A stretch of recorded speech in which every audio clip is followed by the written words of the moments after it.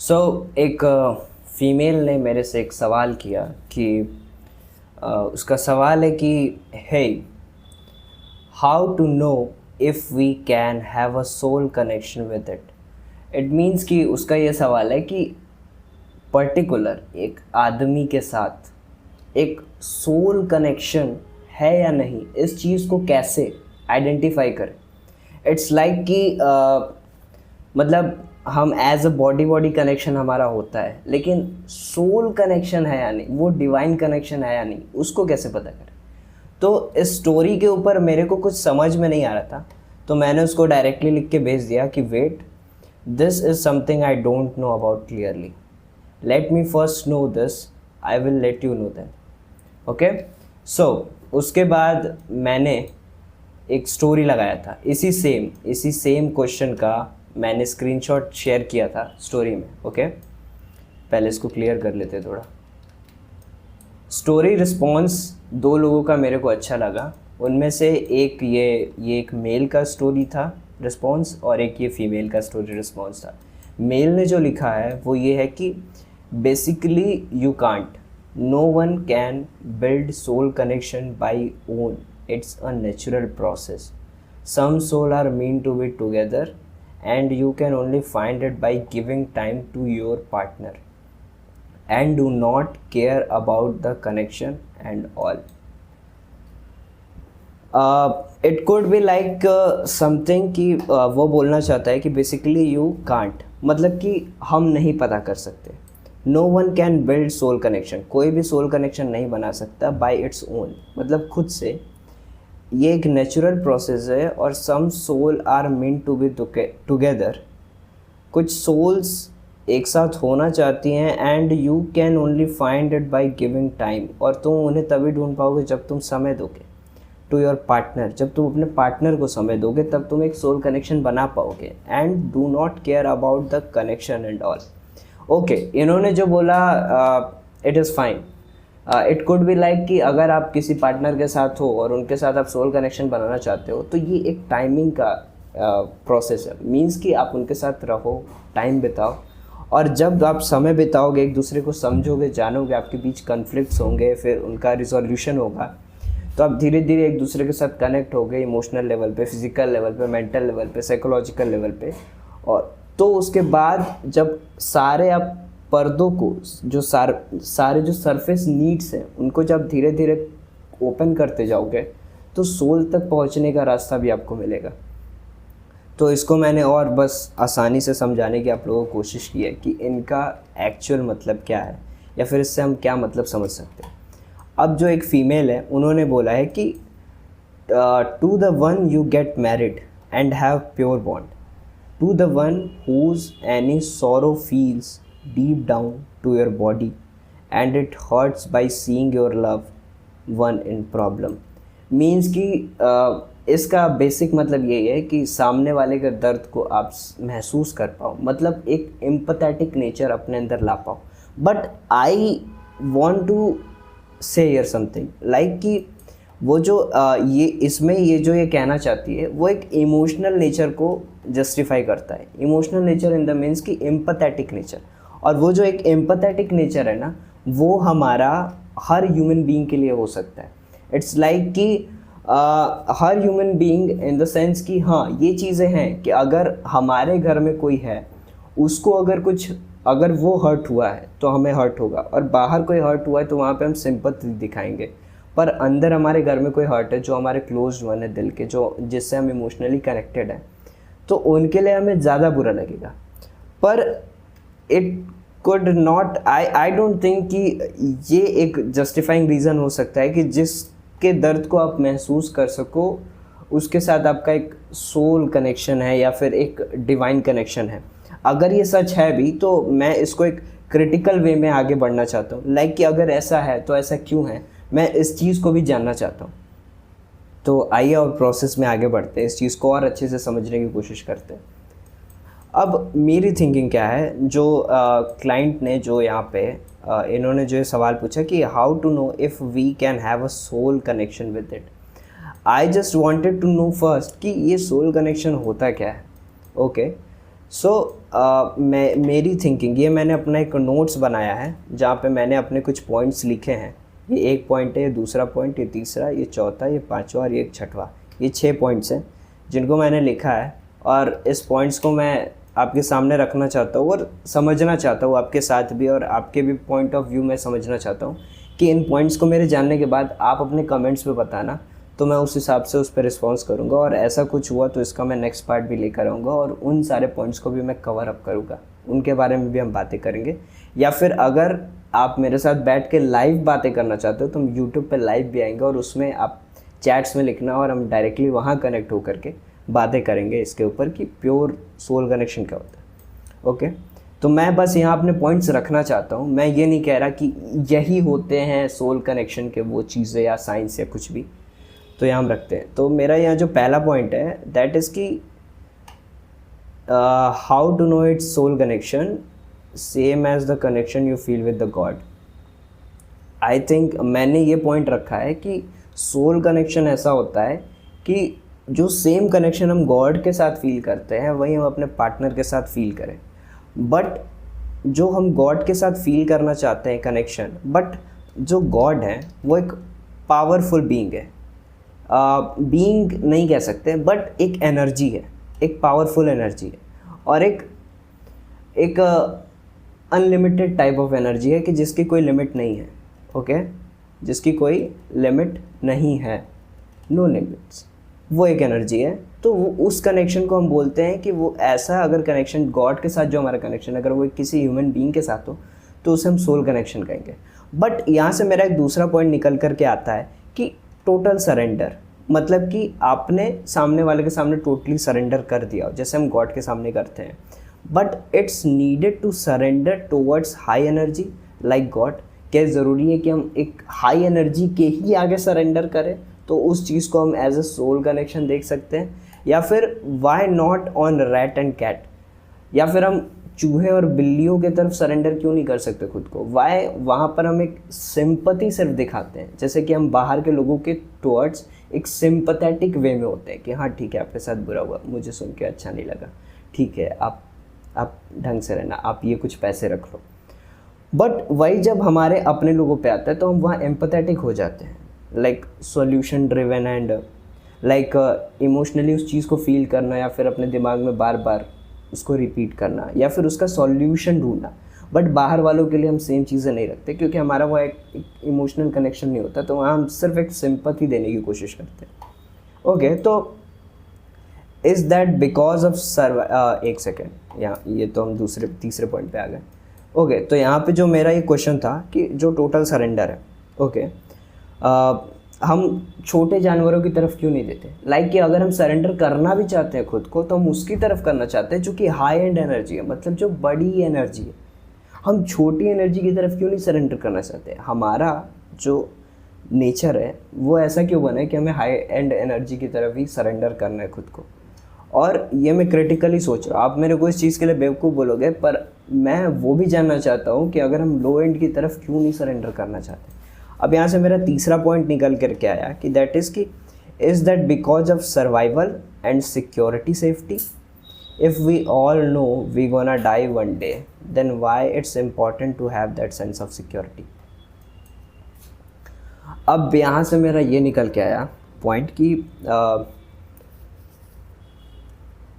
जैसे कि is that because of survival और सिक्योरिटी सेफ्टी, क्या हम हाई एंड एनर्जी की तरफ इसलिए सरेंडर करना चाहते हैं क्योंकि उधर जो हम सरेंडर करेंगे दैट इज़ लाइक कि वो सिक्योरिटी और सेफ्टी के लिए होगा हमारे।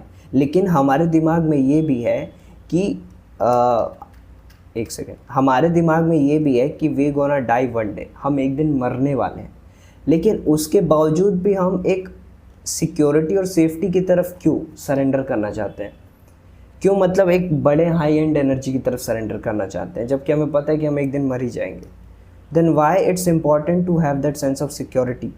जब हमें पता है कि हम मर जाएंगे एक दिन, तो फिर हम क्यों चाहते हैं कि हम प्रिजर्व करें खुद को? लाइक कि अगर सरेंडर मरना भी चाहते हैं तो ऐसी चीज़ के लिए जो खुद इनएविटेबल है, लाइक कि जो खुद एक इमॉर्टल है, लाइक जो खुद नहीं मर सकता, हम उसके लिए खुद को क्यों मारना चाहते हैं? Why we are not going to die for cat and rat, जो कमज़ोर जानवर है, हम उनके लिए क्यों नहीं सरेंडर करना चाहते? हम एक हाई एंड एनर्जी की तरफ क्यों सरेंडर करना चाहते हैं, जो खुद को बचा सकता है, जो खुद के लिए खुद को सेव कर सकता है, प्रोटेक्ट कर सकता है, हम उसी के लिए मरना चाहते हैं? क्यों? हम छोटे जानवरों को भी तो प्रोटेक्ट कर सकते हैं अपनी जान दे करके। जैसे पहले के लोग प्रोटेस्ट करते थे, लाइक अपने घर वालों को बचाने के लिए अपनी जान दे देते थे, तो वो सारी चीज़ें हम क्यों नहीं करना चाहते? ओके, हम और यहाँ पे अब देखते हैं, ये तीसरा पॉइंट हो गया। अब come to that fourth point, and that is if everyone starts to risking out, then human civilization will collapse. So the unconscious mind wants the need or desire to die, but the subconscious or super ego wants to die for something which will give some authority and respect in the society.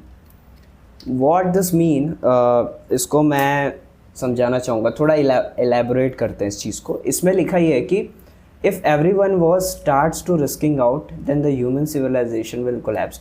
इसका मतलब ये है कि अगर सारे लोग risk वाले काम करने स्टार्ट कर दें तो लोग जल्दी जल्दी मरना स्टार्ट कर जाएंगे, और इसकी वजह से ह्यूमन सिविलाइजेशन कोलैप्स कर सकती है।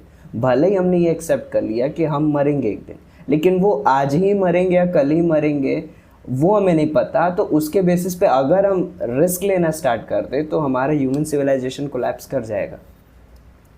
So the unconscious mind wants the need और डिज़ायर टू डाई। जो हमारा अनकॉन्शियस माइंड है वो चाहता है कि हम मरे। इट्स लाइक कि नीड और desire to die, but the subconscious और super ego wants to die for something which will give some authority and respect in the society. देखो, हमारे अंदर हमें पता है कि हम एक दिन जाने वाले, ठीक है, लेकिन हम क्यों नहीं जाना चाहते हैं? और अगर हम जाना भी चाहते हैं तो उस सुपर ईगो की वजह से जाना चाहते हैं। मतलब सबकॉन्शियस माइंड हमारा जो है वो कहता है कि अगर तुम जाना भी चाहते हो तो जाओ, ऐसे जाओ कि लोग तुम्हें याद रखें या फिर तुम्हारी रिस्पेक्ट की जाए। और जो हमारा अनकॉन्शियस माइंड है वो कहता है कि तुम जाओ, मतलब तुम मरो। मतलब मरना इन द सेंस कि ठीक है, तुम हमारी एनाटॉमी बनी ही है निकालने के लिए। अगर हम बात करें अपना, इट्स लाइक कि male body, and if we talk about the female body, अगर मेल बॉडी की बात करें तो वो बना है कि तुम प्रोजेक्ट करो, मतलब बाहर निकाले अपनी एनर्जी को। तो कोई शरीर से अगर एनर्जी बाहर जा रही है तो वो क्या है, मतलब उसका मतलब क्या है कि मतलब वो मरना ही चाहता है ना, वो मरेगा ही ना, कमज़ोर होगा। और फीमेल बॉडी जो है उसकी एनाटॉमी ऐसी है कि तुम रिसीव करो चीज़ों को, लेकिन तुम क्या रिसीव कर रही हो वो भी तो मैटर करता है। क्या पता तुम सही चीज़ रिसीव कर रही हो तो उससे तुम्हारा ग्रोथ हुआ, क्या पता तुम गलत चीज़ भी रिसीव कर लो तो उससे तुम भी तो डैमेज हो सकती हो। तो एक रिसीविंग एनर्जी और एक प्रोजेक्टिंग एनर्जी, दोनों ही केसेस हैं जहाँ पे अनकॉन्शियस माइंड हमारा कह रहा है कि तुम्हें जाना ही है। अगर हम नेचर के डायनामिक्स को पढ़ें तो मेल बॉडी में जो स्पर्म है वो बना है कि वो आपकी शरीर की एनर्जी को निकालेगा। तो शरीर की एनर्जी जब निकल रही है तो उसका मेन मोटो क्या है, मेन गोल क्या है, मतलब वो एनर्जी निकालते ही आदमी मर सकता है। मतलब सडन नहीं मरेगा, लेकिन उसका मतलब क्या है कि एनर्जी निकाली जा रही है। और अगर हम दूसरे एनिमल्स में भी देखें तो वहाँ पर मेल्स मेटिंग के बाद तुरंत मर जाते हैं, और हम जैसे मेल्स जो है, जो बड़े एनिमल्स हैं, बड़े मैमल्स हैं, इसलिए हम नहीं मरते जल्दी, लेकिन वो मर जाते जो छोटे इंसेक्ट्स होते हैं। मतलब कि कहीं ना कहीं बेसिस पे हमारे अंदर से भी एनर्जी निकली ही रही है। अगर हम लार्ज अमाउंट में उस एनर्जी को निकालना स्टार्ट करते तो हम भी मर सकते हैं। उसी तरह जो फीमेल्स में है, जब वो एनर्जी को रिसीव करती हैं, जब वो प्रेग्नेंट होती हैं, तो जब बच्चे को जन्म देती हैं तो वहाँ वो भी मर सकती हैं। बट अब हमारी हॉस्पिटैलिटी और मेडिकेशंस इतने स्ट्रॉन्ग हो गए हैं कि अब सभी औरतों को बचा लिया जाता है, वरना अगर नेचर में देखा जाए तो पहले औरतें मर सकती थी। तो यहाँ पर यही है कि अनकॉन्शियस माइंड हमारा जो है वो हमें बार बार ट्रिगर करता है कि हम मरे मरे मरे, लेकिन हमारा जो सबकॉन्शियस माइंड है वो कहता है कि अगर तुम मरना भी चाहते हो तो ऐसी चीज़ के लिए मरो कि जिसके बदले में तुम्हें याद किया जाए। वरना अगर वो ट्रिगर हमारे अंदर नहीं होता तो हम लोग ऐसे ही नॉर्मली मरते ना, कीड़े मकोड़ों की तरह। क्यों हमारे अंदर वो एक अलग सी इच्छा होती है या अर्ज होता है कि नहीं मरना है तो कुछ करके ही मरेंगे। वो कुछ करके ही मरेंगे, वो हमारा सुपर ईगो से आता है। सुपर ईगो एक कॉन्टेक्स्ट है जो कि मैंने सिगमंड फ्रॉइड से के साइकोलॉजिकल थ्योरी से उठाया है, फिलोसफिकल थ्योरी से।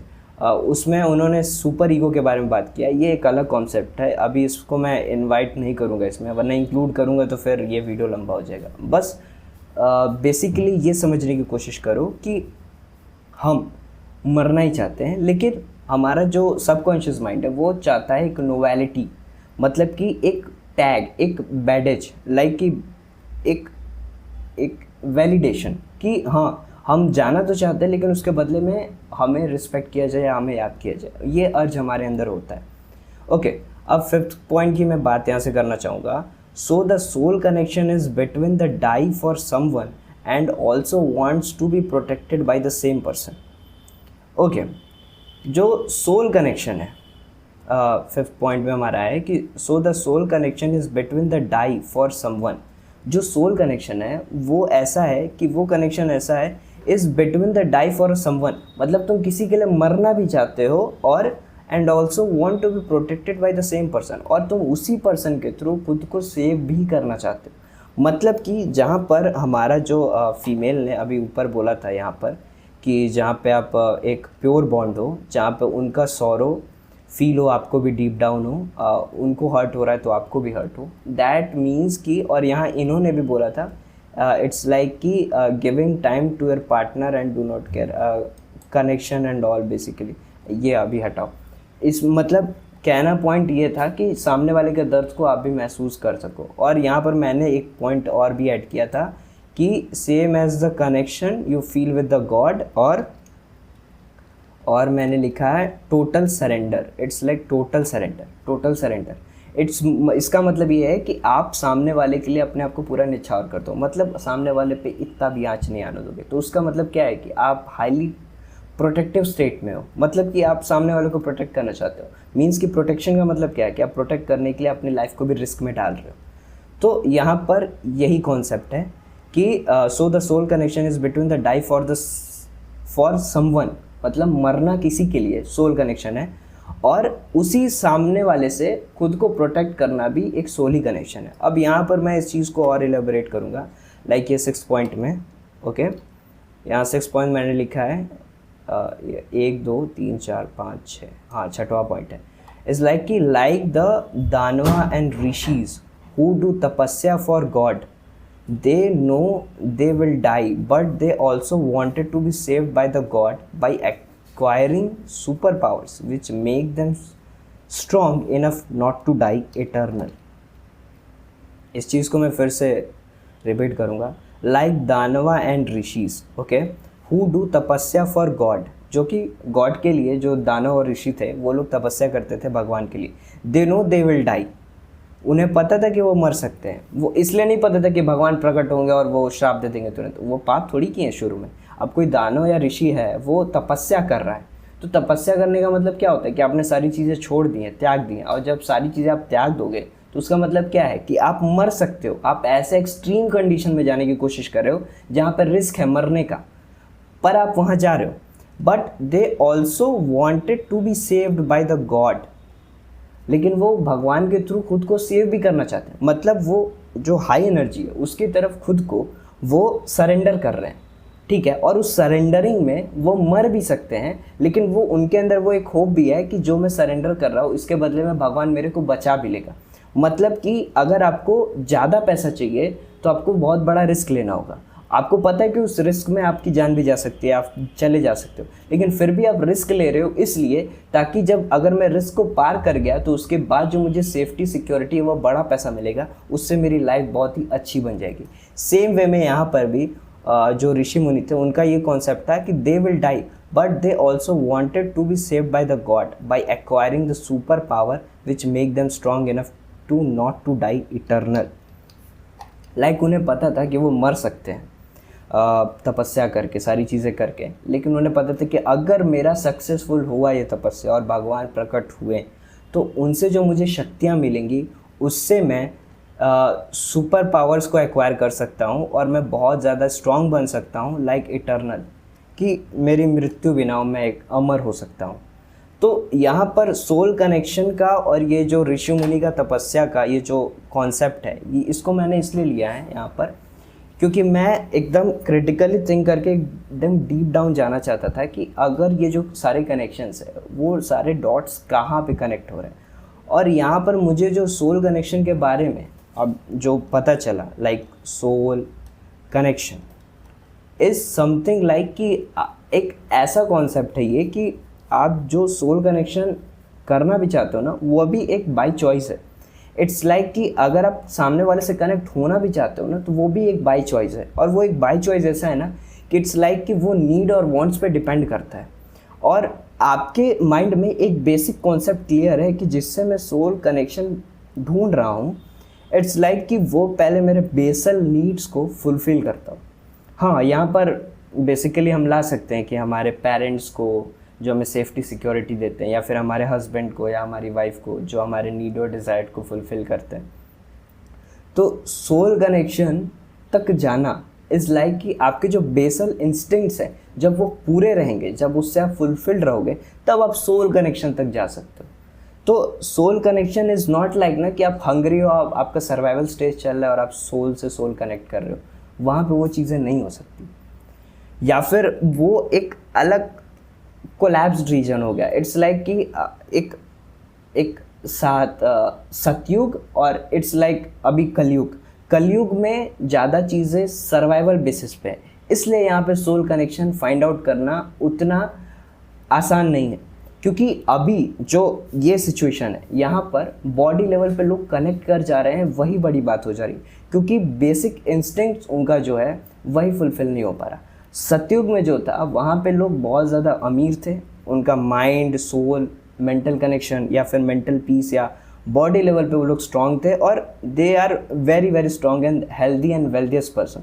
इसलिए वो सारे बेसल इंस्टिंक्ट्स को ओपन अप कर करके वो वहाँ तक जा पा रहे थे। इट्स लाइक कि अगर आपका बेसिक नीड सारा फुलफिल्ड है, तब आप बॉडी लेवल से ऊपर जा पाओगे, सोल कनेक्शन तक जा पाओगे। इसीलिए आप अगर हिंदू स्क्रिप्चर्स को पढ़ो या फिर समझने की कोशिश करो चीज़ों को, तो आपको समझ में आएगा कि जो हमारे पूर्वज थे वहाँ पर फीमेल्स और मेल्स दोनों का एक ऑरा अलग अलग था, लेकिन एक दूसरे से दोनों कनेक्टेड थे। अगर आप त्रिदेव्स के बारे में पढ़ोगे तो उनका ये था कि वो सबसे शक्तिशाली हैं। फिर आप थोड़ा और डीप डाउन जाओगे तो आपको पता चलेगा कि एक जो हमारी फीमेल एनर्जी थी, जो माता जी थी, वो और शक्तिशाली हैं, उन्होंने तो इनको जन्म ही दिया है। तो बहुत सारी चीज़ें, मतलब अगर आप पूरा चीज़ों को जब एक सरफेस लेवल से एक पूरा व्यू पॉइंट देखोगे ना, तो आपको समझ में आएगा कि मेल्स और फीमेल्स का जो डायनेमिक्स था ना, वो इक्वल भी नहीं कहा जा सकता और ना ही एक दूसरे से सुपीरियर कहा जा सकता है। मतलब कि एक दूसरे को ज़रूरत थी ही। तो वो उस लेवल पे उन लोग का जाना, दैट इज़ लाइक कि वो लोग ऊपर जा चुके थे अपने एपेटाइट से। एपेटाइट जो हमारा है, मतलब कि जो सर्वाइवल इंस्टिंक्ट है, ओके। हमारे जो स्टेट्स हैं वो 3 स्टेट्स होते हैं, मतलब लाइफ के।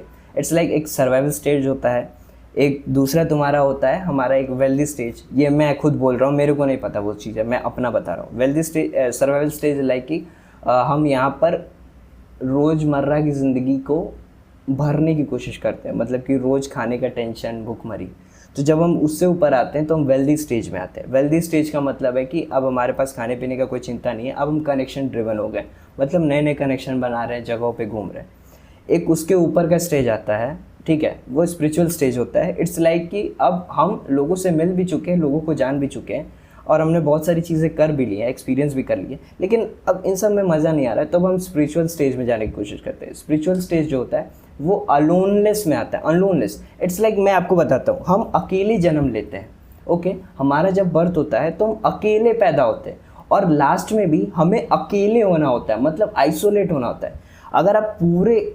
अगर पूरे फेज़ को अगर आप ऑब्जर्व करने की कोशिश करो ना, कि हम यहाँ पैदा हुए अकेले, और लास्ट में, और हम बीच बीच में इंटरमीडिएट फेज़ में आते आते जब 25, 30 या 40 के होते हैं, तो वहाँ तक हम बहुत सारे कनेक्शंस बनाते हैं, और फिर 40 के बाद फिर से हम डाउन जाने लगते हैं। डाउन, इट्स लाइक कि हम फिर से सारे कनेक्शंस को ख़त्म करने लगते हैं, फिर से हम लास्ट में अलोन आ जाते हैं, जहाँ पे पहले हमारा स्टार्ट होता है, हम बच्चे होते हैं, फिर हमारे पेरेंट्स से कनेक्शन बनता है, फिर उसके बाद हमारी ब्रदर एंड सिस्टर से कनेक्शन बनता है, फिर फैमिली, जॉइंट फैमिली में कनेक्शन बनता है, फिर फ्रेंड्स बनते हैं, स्कूल जाते हैं, कॉलेज में फ्रेंड्स बनते हैं, और लोग जुड़ते जाते हैं, फिर फैमिली बनती है, फैमिली के बाद और लोग जुड़ते हैं, दोस्तों की फैमिली जुड़ती जाती है, फिर बड़े बड़े लोग, मतलब बहुत ज़्यादा कनेक्शन हो जाते हैं 30 से 40 के बीच में।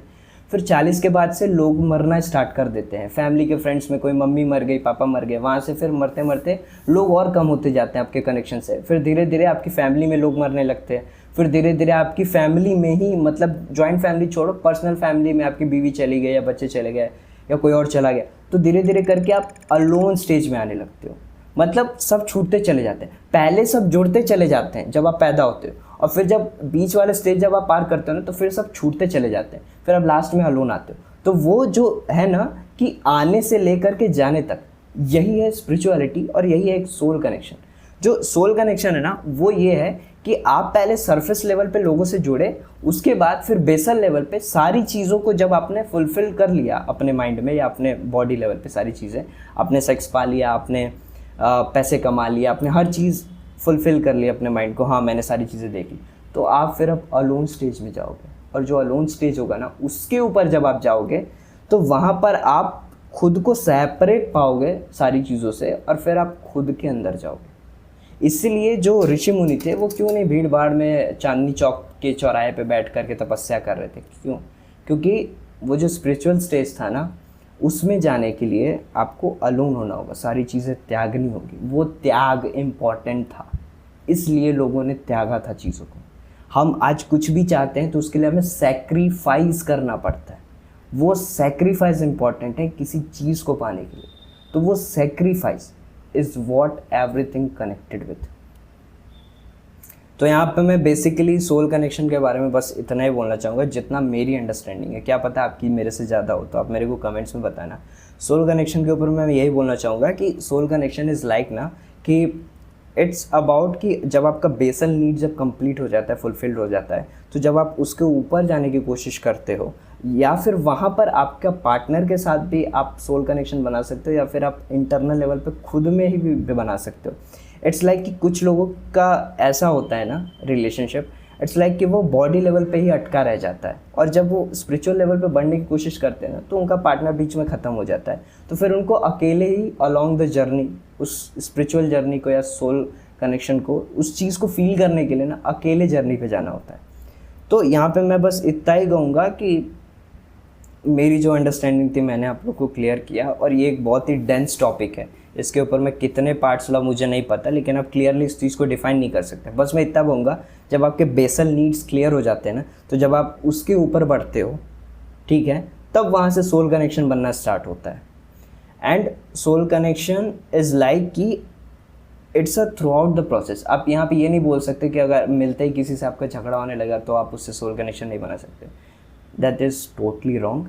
Soul connection comes from the basic desire and need fulfilment. जब बेसिक डिज़ायर और नीड सब फुलफिल्ड हो ना, तो जब आप उसके ऊपर वेल्दी स्टेज में जाते हो, जब उसके ऊपर भी जाते हो, तब जा कर के आप सोल कनेक्शन को फील कर पाते हो कि हाँ मेरा उससे सोल कनेक्शन है।